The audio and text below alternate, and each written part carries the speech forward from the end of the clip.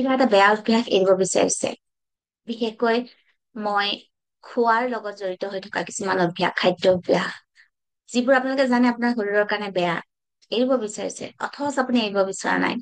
যেনে বহুতে জানে চেনি খোৱা বেয়া, মিঠাই খোৱা বেয়া, চাহ খোৱা বেয়া, কফি বেছিকে খোৱাটো বেয়া।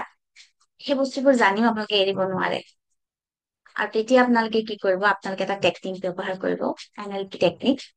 আপোনালোকে সেই বস্তুটোৰ লগত জড়িত কিছুমান বেয়া স্মৃতি আনিব। সেই বস্তুটোৰ লগত, তাৰ লগত যিখিনি নেতিবাচকতা জড়িত হৈ আছে, বিপদ জড়িত হৈ আছে, সেই কথাখিনি মনলৈ লগে লগে আনিব। চাহ খাইছে ধৰক, চাহ খোৱাৰ লগে লগে আপোনাৰ পেটটো যেন ফুলি গৈছে, বেয়া লাগিছে, বমি হৈছে, সেইবোৰ কথা লগে লগে মনলৈ আনিব।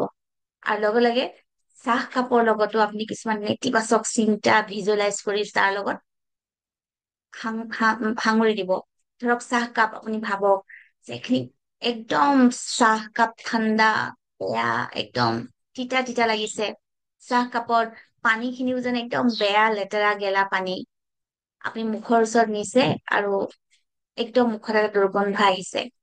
আপুনি যদি তেনেকে ভাবিব সদায়, চাহকাপ খোৱাৰ চিন্তা মনলৈ অহাৰ লগে লগে সেইবোৰ কথা যেতিয়া ভাবিব, আৰু লগে লগে তাৰ লগত জড়িত বিপদটোৰ কথা আহিব, লাহে লাহে লাহে লাহে আপোনাৰ মনটোৱে আপোনাক বাধা দিব, আপোনাৰ মগজুৱে আপোনাক বাধা দিব। ঠিক তেনেকৈ মিঠাই ভাবিলেও, মিঠাই কথা খুব ভাল পায় যদি মিঠাই খাব আপুনি, মিঠাইটোৰ ওপৰত পৰি আছে ঢেৰ ভেনা মাখি পৰি আছে, গেলা মাখি।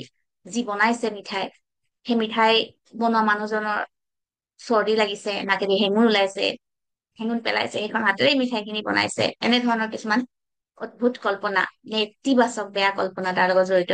আৰু লগে লগে মিঠাই খাই আপোনাৰ যেন খুব বেয়া লাগিছে তাৰ লগত জড়িত, যিখিনি আপুনি শকত হৈ গৈছে, দেখিবলৈ বেয়া হৈ গৈছে, এনেধৰণৰ যিটো আপুনি নিবিচাৰে সেই আউটকামবোৰ লগে লগে ভাবিব, যোগ কৰি দিব। আৰু যেতিয়া তেনেকে আপুনি ভাবিব ভাবিব, লাহে লাহে লাহে লাহে সেই বস্তুটোৰ প্ৰতি আপোনাৰ বিৰাগ আহি যাব। আৰু তেতিয়া লাহে লাহে সেই অভ্যাসটো আপুনি এৰিব পাৰিব। ব্যৱহাৰ কৰি চাওক, এনেধৰণৰ বহু টেকনিক আছে NLP, সেইবোৰ ব্যৱহাৰ কৰি কৰি মানুহে এডিকশ্যন এৰিব পাৰিছে। আৰু আপোনাৰ ইয়াত নিজৰ ভিজুৱেলাইজেশ্যন, কিছুমান ইমাজিনেশ্যন, কল্পনা শক্তিৰ আপুনি প্ৰয়োগ কৰিব লাগিব। আশা কৰো আপোনালোকে এই টেকনিক কেইটা ব্যৱহাৰ কৰি চাব, আৰু পাৰিলে, যদি আপোনালোকে পাৰিছে ব্যৱহাৰ কৰি এৰিব পাৰিছে আপোনালোকৰ কিছুমান বেয়া খাদ্যাভ্যাস এৰিবলৈ, তেতিয়াহলে মোক জনাব।